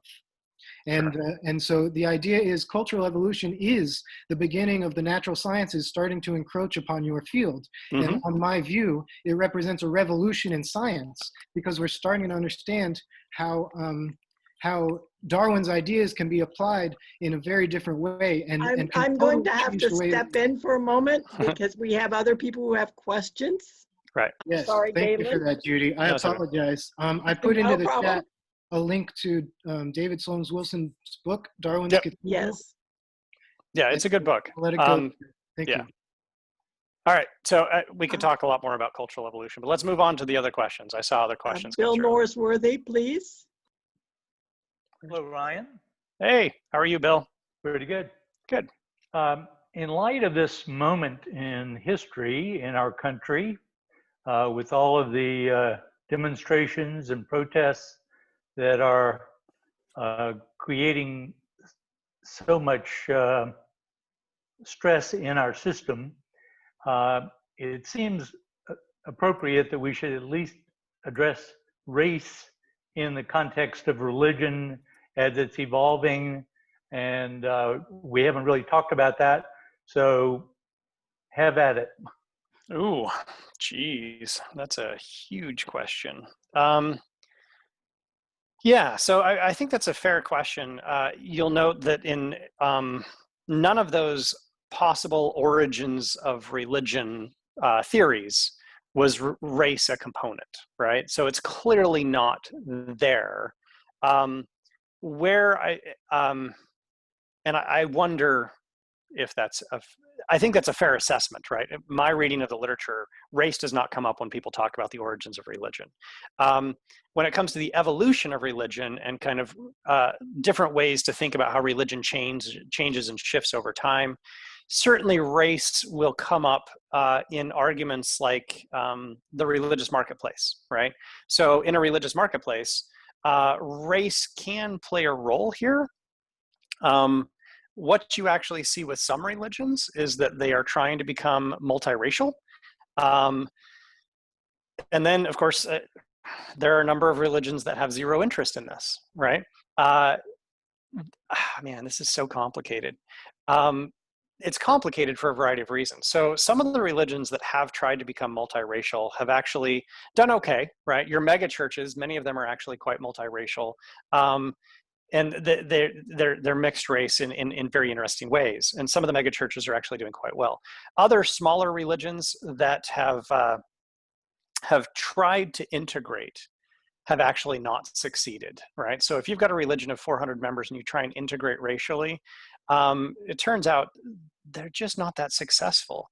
And that comes out in the literature that I read, right? Now, my area of focus in religion is not race. There are people who spend all their time doing race and religion. But the articles that I have read, which is a few in passing here and there, suggest that smaller multiracial religions actually are less successful than monoracial religions. And it has to do with comfort, and it has to do with in-groups and out-groups. It has to do with racial prejudice. It has to do with all those biases. They're all there. They're in religion too, right? Religion is not a panacea that is going to solve race problems. There's plenty of research to suggest that that is absolutely the case. It really is not going to do it, at least in the West, right? I actually saw somebody point out that Islam has done a pretty good job of racial integration, which is probably true for things like the Hajj, right? Beyond that, I don't know how true that is, but it's probably true for the Hajj. But certainly religions in the US, the majority of religions in the US today are not multiracial. And that's true actually in most other developed countries around the world. Yeah, that's an interesting point. I actually saw a really interesting quote just today on Twitter that had to do with religion and race. I am on Twitter. I follow a number of other sociologists of religion on Twitter, and somebody actually suggested that, I should just find the quote. I'll find the quote. I don't want to misquote it, but it was a really good one, basically saying that the last place that you can continue to be racially segregatory is in religion. And it was really disturbing, but there was a lot of truth in that. I like that quote, that post too. So I don't know that I have a really good answer for you, Bill. I mean, I think that's a great question. Maybe we can flip one last thing around. Religion has actually been a place where Blacks in the US have been able to organize. And there are pretty good, I could give some citations on this as well, right? Divided by Faith is a really good one, but there are a couple of other really good books that talk about why that was the case. Basically, after the end of the Civil War and we get the Reconstruction period, the one place that Blacks in the US had control over was churches. They didn't have control over almost any other institution in society, and that's what allowed religion to become a tool for organizing for equal rights in the US. So it actually makes sense, right? That's actually a very compelling argument for why religion matters a lot for Blacks in the US, is because it's been a place where they can get together and organize and actually collectively, make decisions that are beneficial for them without white people stepping in and trying to interfere in that. So it's just a really complicated issue that I don't know that there are easy answers for that. And I don't know that they're particularly tied to origins of religion, right? I don't think those origin theories wouldn't shift based on race, but evolution might. The evolution of religion might be tied to that. I don't think that was probably like one of my worst answers ever, Bill. I think you got me. That was a really good question, and I just didn't have a great answer for it. I'm sorry. Well, you did a good job. It sounded good. Yeah. It was very meandering and all over the place. My bad. There's a couple of questions in chat, and then we'll get to Marcia. All right, let me look up here. I saw one on locus of control. And what about whether addiction and religion, whether... Oh, interesting. Okay. So as a psychologist, I wonder about the role of locus of control. Yeah, no, that's good. So I dabble a little bit in the psychology of religion stuff. I have to admit, I don't do a ton on locus of control. There have been a number of articles published on locus of control. Oh God, this is another complicated one. People with an internal locus of control tend to be religious in a different way than those who have an external locus of control. I don't love this research. This research is a little bit dated now, but it gets into a distinction between intrinsic and extrinsic religiosity, which I'm happy to send you some citations on this.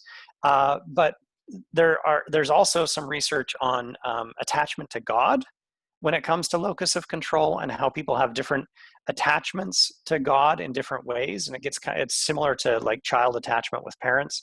There's a lot of research on attachment to God in different ways. The name is iPad. So I don't know who iPad is, right? Whoever that is, whoever sent that, feel free to email me and I can send you some articles actually on locus of control in the psychology of religion and how that plays out. Again, it's not particularly my area of expertise. I've read a little bit about it, but I'm happy to take a look at that if you'd like. So sorry about that. I don't have, again, it's not the best answer, but there is a little bit of research on that. From Crystal, my fundamentalist daughter said she traded one addiction anxiety for another.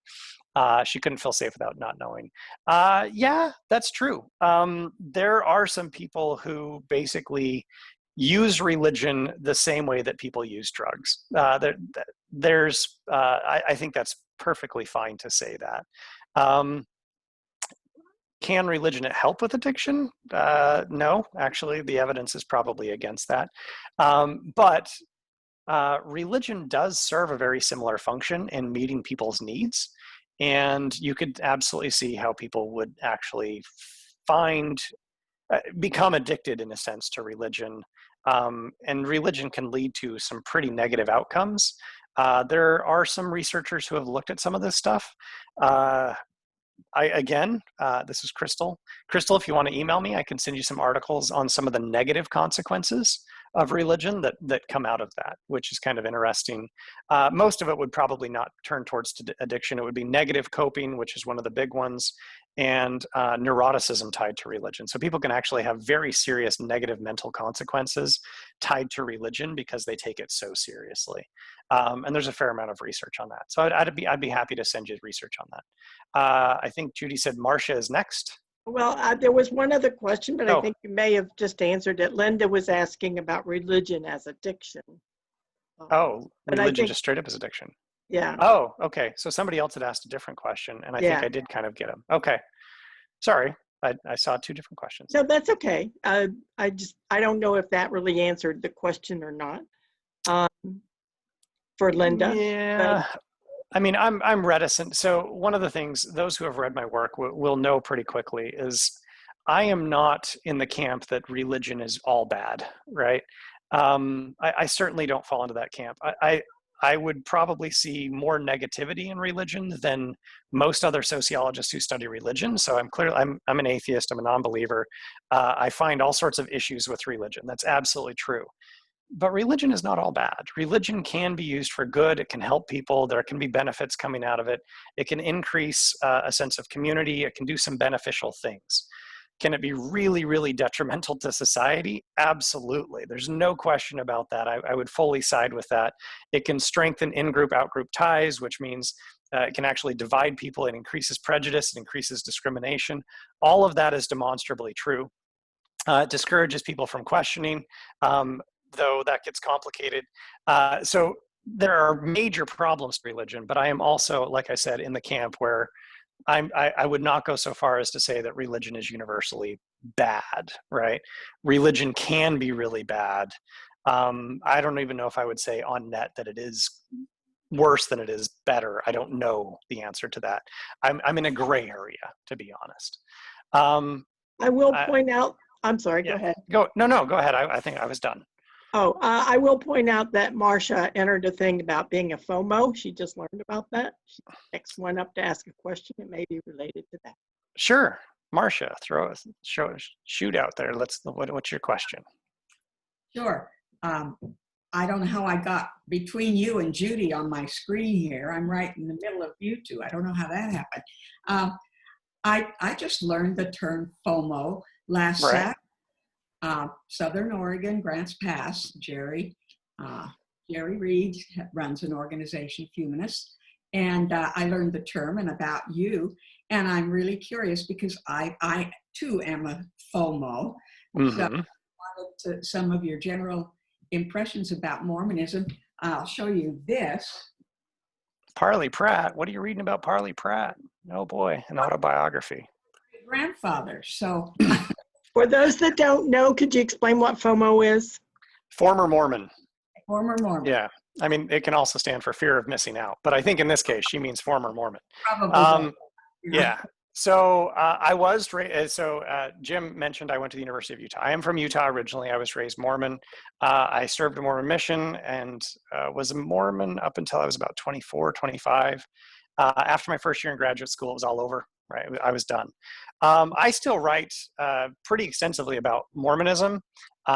Just in the last month, I finished we submitted to the presses 2 new edited volumes, right? So I've got an edited volume coming out on non-religion in North America, and I've got an edited volume coming out on global Mormonism. And if you're interested in Mormonism still, which I don't know how interested you are, I would actually, I would kind of recommend this edited volume. It's huge, right? So you probably don't want to, you want to find it at a library because it's probably going to cost like $300. It has 31 chapters, right, by experts around the world. And one of the things that it does really well, so I'll just mention this and we can see if other people have questions, but we talk about how the LDS Church has done a really terrible job of adjusting to different cultures around the world, right? So basically the way the LDS Church is structured is a very strict hierarchy and everything comes from the top down. Nothing really works from the bottom up. It's all top down. And so if they've grown and spread around the world, which they claim 16 million members, but they don't have 16 million members, they're lying. But as they've spread to many countries around the world, they've basically insisted that everybody has to behave and think and do Mormonism the same way that they do it in Salt Lake City, Utah, right?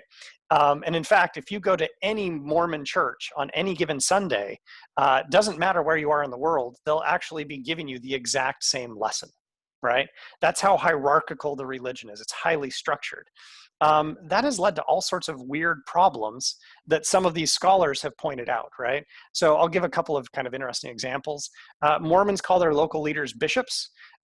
In Japan, there's no word for bishop. So they just don't have the language for it, right?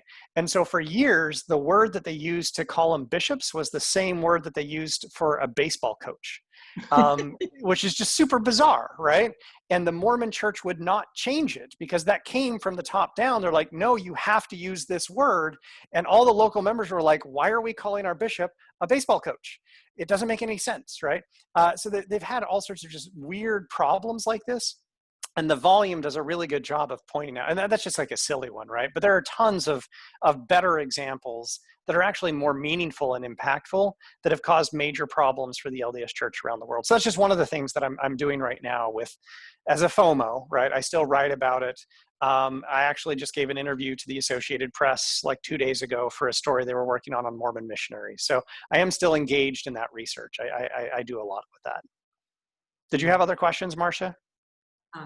I don't think so, although I spent most of my life near Salt Lake City in the area. A number of non-Mormons now. I think Mormons, even though they're still running the state, I think there are fewer Mormons than there are secularists and other religions. In Salt Lake City, in like Salt Lake City specifically, yes. So Salt Lake City is now minority Mormon. That's true in Park City and a couple of other counties in Utah. Mormons still claim, I'm actually, another tangent, but they still claim to have about 62 to 64% of the population of the state is Mormon. I actually just got a grant that it was awarded a couple of months ago to do a survey, a door-to-door survey that's supposed to be representative of the population of Utah.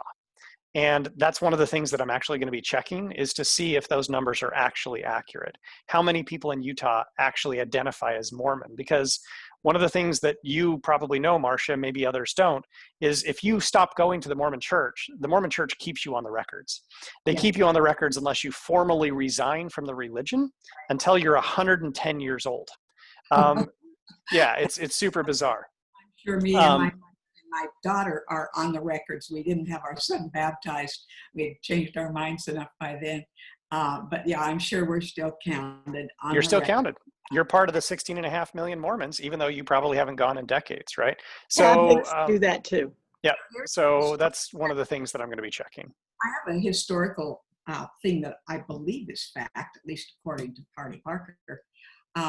So Park City, you just mentioned Park City. Of course, Parley Parker was one of the first men to go up there and do anything. And probably the first white woman who ever went up to Park City, named after Parley Parker Pratt, was my great-great-grandma. Oh, fascinating. Yeah. Small world. Yeah, one of his later wives. I can't remember which one exactly. Anne Agatha was her name. Fascinating. I think I saw a hand. Mark, did you have a question? Did I see a hand go up? I don't see a hand, but if somebody else has a question. I think he raised it on that. Yeah. I was just agreeing that I am also included in that book because there was a connection through my father, and it's like, are you kidding? I'm the farthest thing from the Mormon religion at this point. So that's just why I was contributing. Oh, gotcha. Yeah. So just, again, bonus information. Of those 16.5 million Mormons, right, we are able to verify some of this with census data. In the US, we don't ask religious affiliation on the census, obviously, but other countries do. And two of those countries are two of the biggest, the countries where Mormons claim the most members, Mexico and Brazil. And this is just kind of fun bonus information. In both Mexico and Brazil, they claim about 1.2 to 1.3 million members. But if you actually look at the census data, it's only about 200,000 who self-identify as Mormon. So of those 16 million Mormons, right, about 1 million of them are people in Mexico who were probably baptized at one point, but no longer identify as Mormon, and another 1 million are people in Brazil who do the same thing. So we know at a minimum, right, there's 2 million right off the top who just don't even identify as Mormon anymore. But best estimates suggest that of those 16.5 million, maybe half actually identify as Mormon, and probably a quarter to a third are actually actively involved in the religion. So they say they have 16.5 million members, but it's probably closer to 4 million. Their numbers are just wildly inflated. Yeah. I have a question before Jim's. Sure. I just was reading about this new sect of Catholicism, I believe it is, out of Mexico. And I'm going to get the name wrong. It's Santa something, and I can't remember the second part of it. Mm-hmm. But it allows them to pray for drugs and criminal activities and all kinds of negative things. Is that Santa Muerte? Yes, that's it. Santa Muerte. It's a death cult. Yeah. Yes, and they have skulls and all kinds of things. And I'm just curious as to what do you think that's going to do to the Catholic religion as that cult grows? So this is a good illustration of syncretism, right? So I love that you brought that up. I'm not that familiar with it. So I happened to catch just one article in passing that was talking about this. And I was like, oh, that's really interesting too. The Catholic Church is still hierarchical, right? So there's a pope and it comes down kind of top down. But one of the things they realized a very long time ago is that if you want to keep your numbers up, you have to let local people kind of do their own thing. So they don't go around policing member behavior anywhere close to what Mormons do, right? So if you're a member of the Mormon Church, for instance, and you want to take on a second wife, you're going to get excommunicated from the church. If you want to, say, oh, well, I don't believe in this, that, or the other, they'll kick you out, right? But in the Catholic Church, they really just don't police that as much, right? I mean, there is a little bit. If you go really extreme, they will kick you out. But they're probably not going to do a thing about Santa Muerte, right? Because we know, I mean, for years, voodoo practice in Haiti has been intermeshed. Many of the people who practice voodoo, right, in Haiti are actually Catholic too. And the Catholic Church has basically done nothing about that. For much of its history, it has allowed people to practice in very interesting ways that are very syncretic, right? That they combine all sorts of local practices. It's not until you get to basically wider spread literacy that the Catholic Church started to hope that people would actually become more orthodox and engage in greater orthopraxy, right? So that they would actually adhere to the beliefs and follow the ritual behavior that they're supposed to. But we know that's never actually happened with the Catholic Church. So Catholics are really varied in their beliefs, in their actions, and their behaviors. They do lots of things that the Catholic Church really won't step in and kick them out for. So I think this is another good example where you may have this new group, that rises up. They still identify as Catholic, but they're doing all sorts of weird things that the Catholic Church would never approve of, right? But the Catholic Church isn't going to do anything about it. That would be my take on it. They'll just let it go because they're still Catholics, right? They still want them to come to church. They'll still donate occasionally. That's fine. That works for them. The Catholic Church has just taken a very different perspective on how to treat these kinds of issues. I have one thing that's not related to that, and then Jim and Linda have questions. Okay. We got an email today from an anesthesiologist in the Netherlands, I think it was, who has written a book on the soul and how there is no such thing and that it's related to brain functions. But I'll send you a link to the book because it is kind of interesting. Yeah, sure. All right, Jim. No, he's muted. Can't hear you, Jim. Muted. There we go. Oh, sorry, I did that to him. Yeah. I wanted to, as an ex-Catholic, point out that the Catholic Church claims me as an adherent, though I haven't set foot in a church for 45, 50 years. And I suspect that a lot of churches everywhere are enormously overinflating their numbers. That perhaps we are misjudging how formidable the opposite camp is, by their own claims. You're absolutely right. So I've done a fair amount of research, obviously, on Mormonism. When I was doing a lot of my research on Mormon growth, which I don't do as much now, I was comparing them to Seventh-day Adventists and Jehovah's Witnesses, which are two other American-originated proselytizing religions, right? So it made sense to kind of make that comparison. Both of them actually do clean their rolls. So that's how we actually know, and it made for a really good comparison with the Mormon Church. The Mormon Church doesn't clean their rolls at all, right? They just like keep everybody on. Seventh-day Adventists realized that they had a serious retention problem. So they did, back in the late 90s, go through, actually mid to late 90s, they went through and they were like, hey, if you're not showing up on a regular basis, we're going to try and contact you and see if you want to be counted, and if not, we'll take you off. Like, that's it, you're done. And if you don't show up for a certain period of time, we're just going to take you off. You're done. So their numbers are actually, they track pretty close. What they report to what people self-identify as is pretty accurate for Seventh-day Adventists. For Jehovah's Witnesses, it's weird. They under-report how many people they have, because they report publishers, right? The people who are doing the minimum amount of proselytizing that you're supposed to do every month. That's the number that they actually report. But there are a whole bunch of additional people who identify as Jehovah's Witnesses who are not active in it.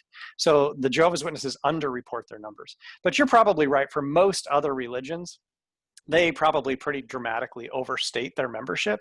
Some clean, like the Seventh-day Adventists, they clean their rolls, they'll cut people out. But the Catholic Church has no interest in doing that, right? They want to continue to say that we have over 1 billion members. How many religions can say that, right? They're the only one as an actual entity, right? So Islam, yes, has more than 1 billion Muslims around the world, but that there isn't an Islamic church, right? It's not like the Catholic Church. Islam is a faith kind of family, and there are lots of different ways to be Muslim within that, right? And they have all sorts of different imams and different heads. The Catholic Church is the only singular entity that has 1 billion plus members, right? So they're not going to try and get rid of anybody. They love to be able to count that. So, good point. Thank you. Linda had a question. And Linda will be the last question. Okay. Okay, I am about to publish a book called The Accidental King of Achu.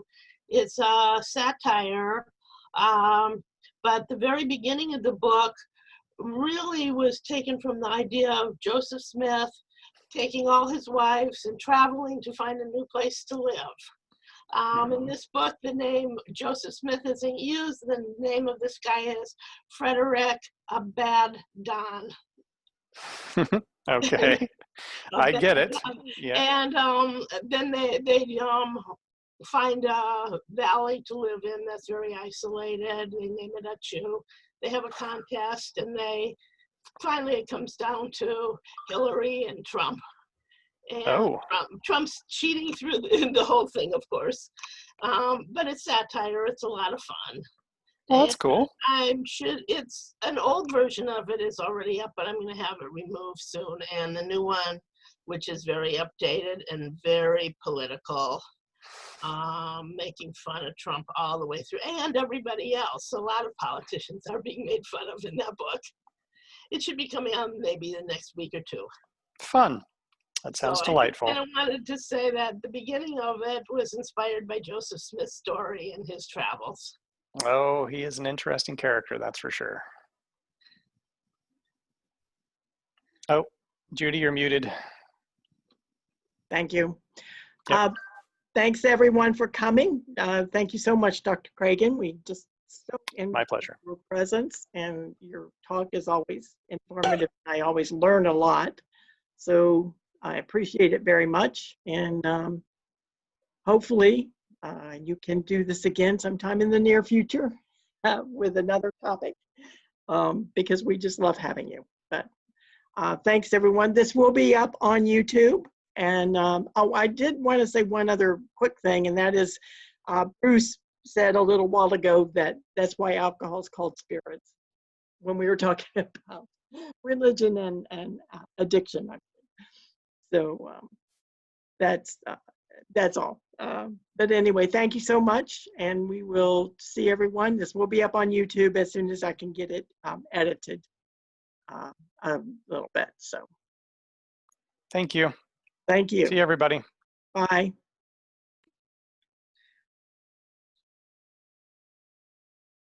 Thanks, Ryan.